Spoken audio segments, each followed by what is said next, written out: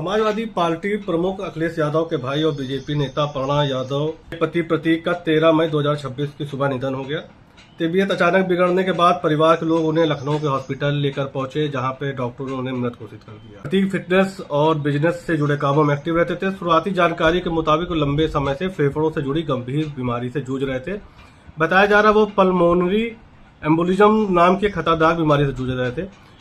Pulmonary embolism बीमारी क्या है, इसके बारे में हम बात करेंगे वरिष्ठ फिजिशियन डॉक्टर राजीव कक्कड़ जी से। सर, ये पल्मोनरी एम्बोलिज्म नाम की जो बीमारी है, ये क्या है सर? राहुल जी, एक बहुत ही महत्वपूर्ण टॉपिक है जो आजकल के समय पे एक टॉपिक ऑफ कंसर्न है, स्पेशली कोविड के बाद में। अक्सर हम लोग देखते हैं कि जो यंगस्टर्स हैं, जो बहुत फिट हैं, जिनको कभी कोई बीमारी नहीं हुई, वो सडनली जिम में हैं और सडनली वो कोलैप्स हो गए हैं, एक्सपायर कर गए हैं। कुछ लोग उनकी शादी में बहुत डांस कर रहे थे, 2-3 दिन लगातार रात भर जगे हुए हैं, डांस कर रहे थे, वो कोलैप्स हो गए। गरबा डांस हो रहा है, अपने डांस करते करते बहुत यंगस्टर्स हैं और एकदम से कोलैप्स हो गए और एक्सपायर कर गए। उसको देखा गया है कि इसमें एक बीमारी जिसको पल्मोनरी एम्बोलिज्म होता है, उसके कारण से होती है। पल्मोनरी एम्बोलिज्म एक वो बीमारी है जो उसमें बॉडी में बनता हुआ कोई भी क्लॉट, कोई भी थक्का पैर से या कहीं किसी के पार्ट से बनता है और जाकर के लंग के ऊपर जाकर के ब्लॉक कर देता है, ब्लड वेसल्स ब्लॉक कर देता है और बिल्कुल उसी तरह आदमी कोलैप्स हो जाता है जैसे कि हार्ट फेलियर हो जाता है तब कोलैप्स करता है, या ब्रेन स्ट्रोक हो जाता है तब कोलैप्स करता है। ये होता क्यों है? अक्सर हम लोगों ने देखा है कि कुछ लोगों में ये टेंडेंसी होती है कि थक्का बनने की ज़्यादा टेंडेंसी होती है, उनका जो खून होता है वो ज़्यादा गाढ़ा होता है। क्रॉनिक, उनको अक्सर डॉक्टर ये कहते हैं कि 1 या 2 महीने में अपना ब्लड डोनेट कर दिए जिससे कि ब्लड आपका डाइल्यूटेड रहे और थक्का बनने की टेंडेंसी रहे। इसमें ज़्यादातर पेशेंट्स को मालूम होता है कि इस बीमारी से जूझ रहे हैं और उनको कुछ खून पतला करने वाली दवाइयाँ ले रहे होते हैं और उससे इसको निजात पाई जाती है, और कभी कभी दवाइयाँ बंद कर लेते हैं या डिहाइड्रेटेड हो जाते हैं, खून मोटा हो जाता है, बहुत समय तक के लिए बैठे रहते हैं, लॉन्ग फ्लाइट में चल रहे होते हैं, पैरों में क्लॉट बनता है और वो सडनली मूव करके लंग में जाकर के उसको ब्लॉक कर देता है। Pulmonary embolism complete heart block हो जाता है उसके बाद में, और जो ऑक्सीजन सप्लाई है वो पूर्णतः खत्म हो जाती है। फेफड़े में, जो कि एक ऑर्गन है जो कि ऑक्सीजन आपको पूरी बॉडी में देता है, वहाँ पे ब्लड वेसल्स, अगर मेजर ब्लड वेसल्स ब्लॉक हो जाएंगी तो ऑक्सीजन वहाँ पे जा नहीं पाएगी, गई लेकिन वो सर्कुलेट होकर के हार्ट में और दूसरे बॉडी के पार्ट में नहीं जा पाती और पेशेंट मर जाता है। दूसरा कारण होता है जिनको स्वयं कुछ भी नहीं मालूम है, यंग है और वो जिम में है, लेकिन उनको पल्मोनरी एम्बोलिज्म हो जाता है। सबसे ज़्यादा ये इवेंट्स हम लोगों ने देखे थे, ये जो चीज़ें होती हैं, प्रक्रिया हम लोगों ने देखी है कोविड के बाद में। तब हम लोगों ने ये पाया कि कुछ वायरल इन्फेक्शंस होते हैं। जिस समय कोविड हो रहा था उस समय जो मृत्यु दर थी वो बहुत ज़्यादा थी। उसका एक बहुत मेजर कारण होता था वो पल्मोनरी एम्बोलिज्म होता था। उस समय खून थक्का बनने की टेंडेंसी बढ़ जाती थी, वो वायरल इन्फेक्शन के बाद में होता था। वो क्लॉट जाकर के हार्ट या लंग में जाकर के या ब्रेन में जाके ब्लॉक कर देता था और सडन डेथ हो जाती थी। उस समय हम लोग काफ़ी समय तक खून पतला करने वाली दवाइयाँ देते थे उनको। जिस समय कोविड हो रहा था, जिस समय वायरल इन्फेक्शन हो रहा था, उस समय लेकर के और कई महीने तक, 4-4, 5-5 महीने, 6-6 महीने तक खून पतला करने वाली दवा देते थे जिससे इसकी टेंडेंसी खत्म हो जाती थी। अब प्रश्न होता है कि ना ही कोविड है, ना ही कोई वायरल इन्फेक्शन है, तब भी कुछ लोग हैं जो यंगस्टर्स हैं, बहुत जिम में जाते थे, उनको सडनली क्यों ये कोलैप्स हो गया है? उसका कुछ कारण, जैसे कि किसी पेशेंट को ऑब्स्ट्रक्टिव स्लीप एपनिया है, यानी सोते समय खर्राटे के समय आते हैं, उनको एक टेंडेंसी होती है इस तरह के क्लॉट बनने के लिए। कुछ लोगों को कुछ मैलिग्नेंसी या कैंसर है, उसमें एक क्लॉट बनने की टेंडेंसी होती है। कुछ लोगों को वायरल इन्फेक्शन तो हुआ, बहुत थोड़ा सा इन्फेक्शन है, लेकिन चांस की बात है उसमें क्लॉट बन गया और उनको मालूम ही नहीं पड़ा, वो हो गया। कुछ लोग फिजिकली एक्टिव नहीं थे, सालों से काम नहीं कर रहे थे, सडनली उन्होंने जिम में जाना शुरू करा, बगल वाला दौड़ रहा था, आपने भी बहुत तेज़ी से दौड़ना शुरू कर दिया और ऐसा लगा कि हम उससे कॉम्पीट कर रहे हैं, बट आपकी वो क्षमता नहीं थी दौड़ने की और वो इतना ज़्यादा करने लग गए कि जिसकी वजह से उनको कोलैप्स हो गया।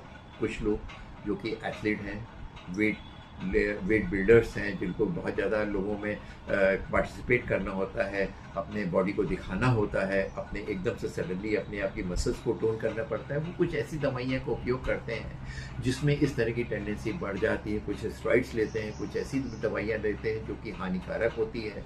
वो बॉडी में सूजन पैदा करती है, आर्टरीज में सूजन पैदा करती है, नैरो हो जाती है, उनको भी क्लॉट बनने की टेंडेंसी हो जाती है। वो तो अपने आप को बहुत फिट हैं, बहुत बलिष्ठ हैं, उनके 6 पैक्स हैं, बड़ी बड़ी मोटी मोटी मसल्स हैं, लेकिन सडनली उनके इस तरह की दवाइयों को उपयोग करते हैं जो कि डॉक्टर्स की बिना सलाह के ओवरडोज कर ले लेते हैं और उनको इस तरह की टेंडेंसी होती है और वो इस तरह की प्रॉब्लम हो जाती है।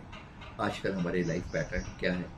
स्मोकिंग, लेट नाइट पार्टीज, रात भर नेटफ्लिक्स या किसी पर चीज़ें वीडियो देखना, बैठे बैठे खाते रहना, ओबिसिटी और सोना कम सोने की वजह से बॉडी में कुछ इन्फ्लेमेटरी मीडिएटर यानी सूजन पैदा करने वाले तत्व जमा हो जाते हैं। धीरे धीरे वो आर्टरीज में इन्फ्लेमेशन प्रोड्यूस करते हैं।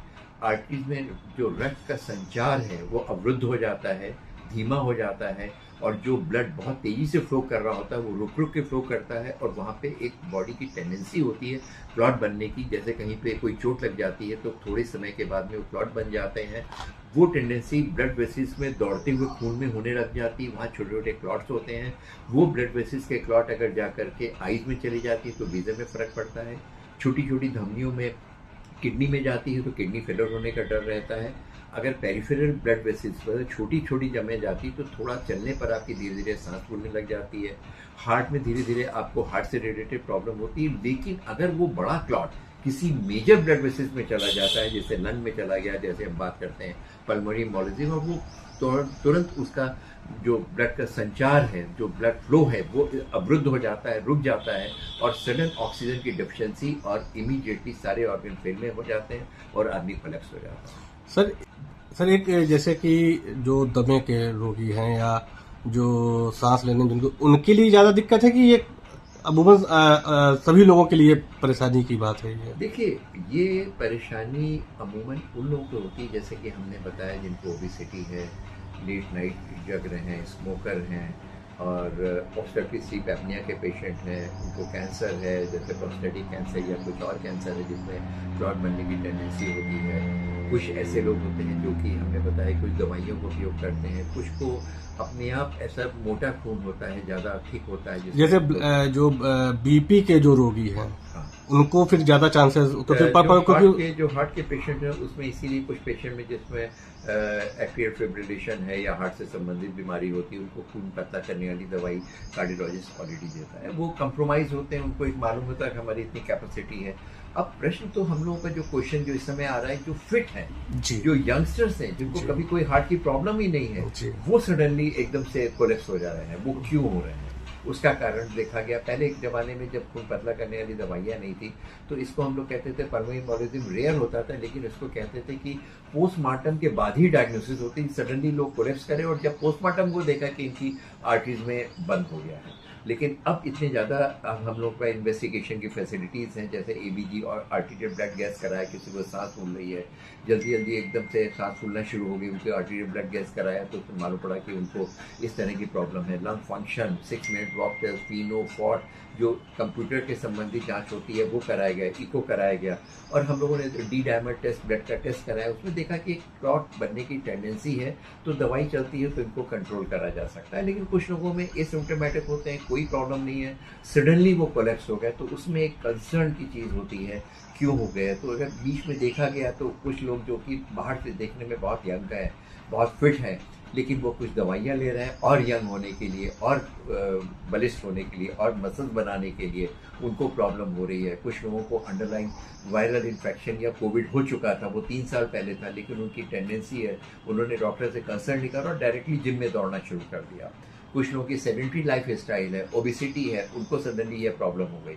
कुछ लोगों को खर्राटे होते हैं, खर्राटों की वजह से उनको होता है, वो खर्राटे मान के चलते हैं कि एक नॉर्मल चीज़ है, एक आम चीज़ है, जो कि खर्राटे किसी को भी हो सकते हैं, लेकिन खर्राटो एक ऐसी चीज़ है जो एक बहुत बड़ी बीमारियाँ बहुत सारी, चाहे वो हार्ट से रिलेटेड थायराइड है, ब्लड प्रेशर है, डायबिटीज़ है, उन सब का एक बड़ा अम्ब्रेला है। जब लोगों को सांस सोते समय अवरुद्ध होती है, स्नोरिंग होती है तो ऑक्सीजन गिरती है और बॉडी के सारे ऑर्गन में फ़र्क पड़ता है, बॉडी में सूजन पैदा करने वाले तत्व होने लग जाते हैं, आर्टरीज नैरो हो जाती हैं, इन्फ्लेम्ड हो जाती है और टेंडेंसी हो जाती है क्लॉट बनने की और इस तरह की प्रॉब्लम हो जाती है। सर तो इसके फिर कैसे बचाव इसका किया जाए? एक तो अपनी लाइफ स्टाइल ठीक से रखिए, गर्मी के दिनों में आप आपको अगर इस तरह की टेंडेंसी है, कुछ प्रॉब्लम है, तो अपने आप को डिहाइड्रेट होंगे।